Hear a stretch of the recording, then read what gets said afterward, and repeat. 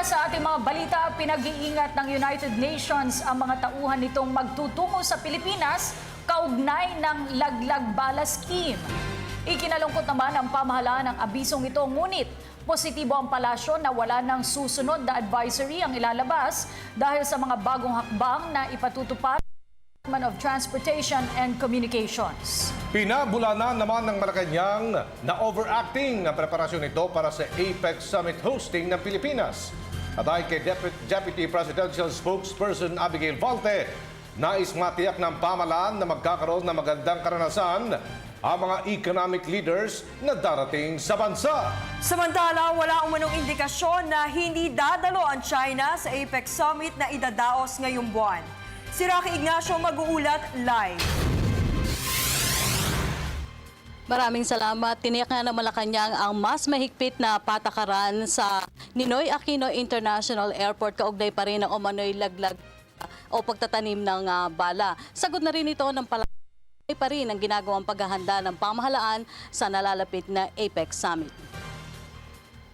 Tiniyak na Malacanang ang paglalatag na mahigpit na sistema laban sa umano'y sindikato ng laglag bala sa Ninoy Aquino International Airport. Ayon kay Deputy Presidential Spokesperson Abigail Valte, kumikilos ang pamahalaan para bigyan proteksyon ang lahat ng mamamayan at hindi lamang dahil sa idaraos na APEC Summit. The bullet situation or the incidents regarding loose ammunition in the airport is a reaction not because we're having visitors but because we have citizens who have complained of being victims of alleged extortionists.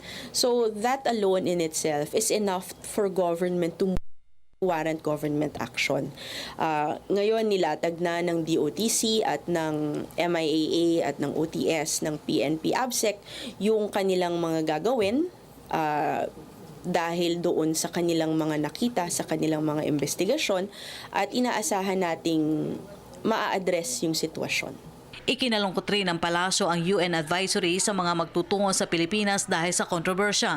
Magkagayunman, umaasa ang palasyo na wala ng susunod na advisory dahil sa patutupad ng bagong hakbang ng DOTC. It's an unfortunate development and we hope that moving forward with the new measures that will be implemented, that there will be no need for such advisories in the future.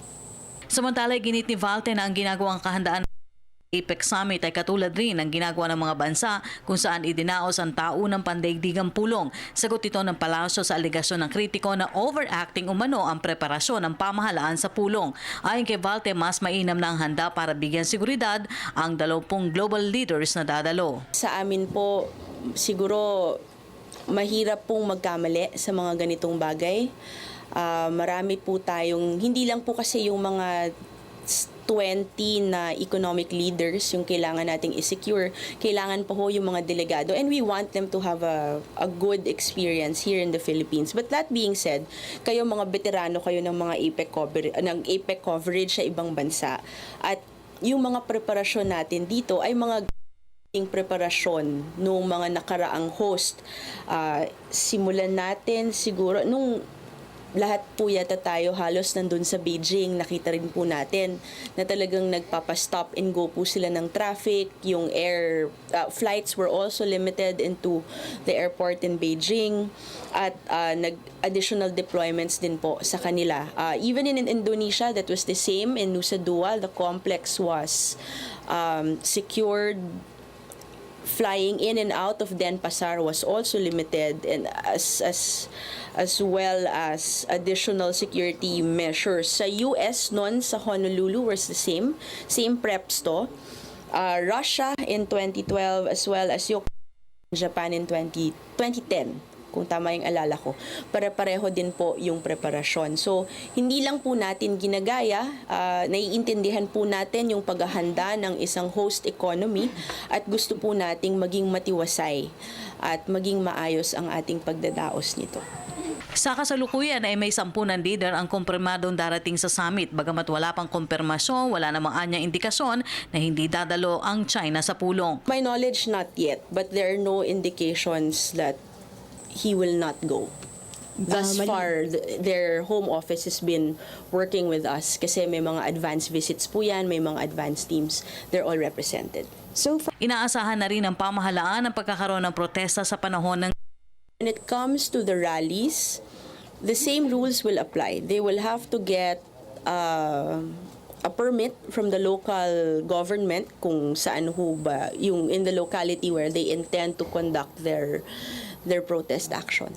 Samantala, simula sa November 8, maaari nang makita ng publiko ang mga paghahanda kasama ng trapiko at sa formal na pagdaraos sa Sky Cable Channel 123.